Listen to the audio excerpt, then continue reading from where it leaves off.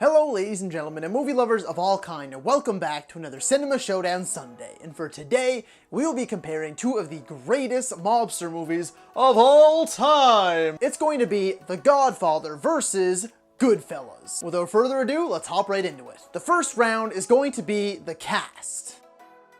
So essentially it is Henry Hill, James Conway, and Tommy DeVito versus Don Vito, Michael, and Sonny Corleone, as well as Tom Hagen. These are pretty much all of these actors' best performances. Not even like the tiniest bit of a bad performance. But with that being said, we do have to pull them apart, and what it really comes down to for me is who do I gravitate towards more? Do they have that sort of charisma that really draws you to them? I think I'm leaning more towards the Goodfellas. They have that natural charisma. They have that brotherly love that you don't really see throughout the Godfather movie. They are the Goodfellas. They get that name for themselves through their actions. And then switch over to the Godfather, and of course, family is the centerpiece to this entire storyline. Everything is about the family. They all give great performances, but they're just not quite as charismatic as the Goodfellas. So for that reason, I'm going to have to give round one to Goodfellas. Now for round two is the overall aesthetic. The visuals, the costume design, the sound design, the score, anything and everything along those lines. Both of these films ace the aesthetic of their time periods perfectly. You become completely swallowed up in the past and you get completely enthralled in these stories. Whereas The Goodfellas set in roughly the 60s, 70s, and The Godfather set between 1945 and 55. Both of these movies, they have the tunes pumping, or they have the orchestra playing, or they have the cars, or they have the girls, or they have the suits, they have the smokes, the drinks, the type of speech and language that they use. I love all of it. So where a good chunk of The Godfather does take place throughout the 50s, and although Goodfellas does give it a damn good run for its money, I'm going to have to give round two to The Godfather. Round three is going to be the plot.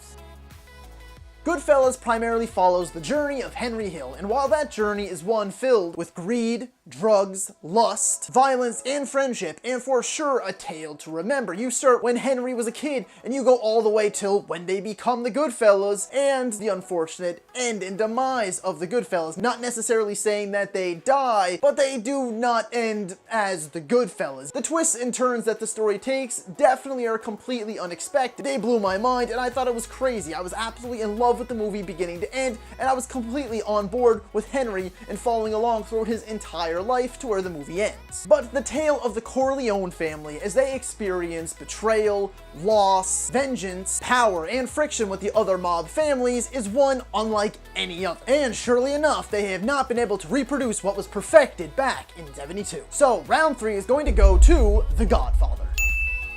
Round four is going to be the action.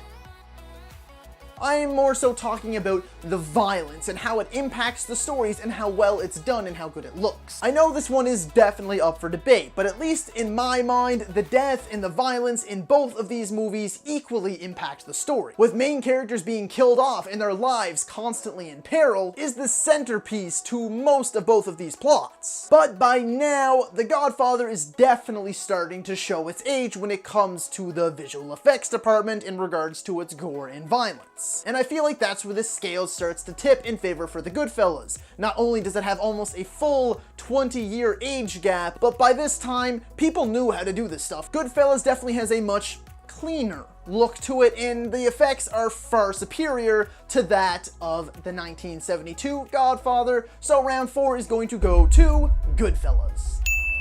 As always, folks, we have reached the fifth and final round, the pinnacle of this fight, the high point, the tip of the mountain, if you will. Round five is going to be the lasting effects. Goodfellas is commonly regarded as Scorsese's best work and one of the best mobster movies, and some consider it to be one of the best movies of all time in general, as it currently sits at number 17 on IMDb's top 250 of all time. But I believe that no one can deny the legacy that The Godfather holds, as it is often considered the greatest movie of all time. It also currently sits in the number 2 spot on IMDb's top 250 of all time. It is still frequently studied and analyzed to this this day, and the name Corleone will forever be cemented in the minds of the public. To top it all off, it won 3 Oscars, including Best Picture, and includes the iconic actor Marlon Brando's highlight performance of his illustrious career. While I personally find Goodfellas to be more entertaining and definitely the easier of the two to watch, The Godfather is just unmatched in the minds of the public, and I cannot deny that. Therefore, I'm going to have to declare the winner and give the crown to The Godfather. What can I say? The Godfather made me enough that I couldn't refuse.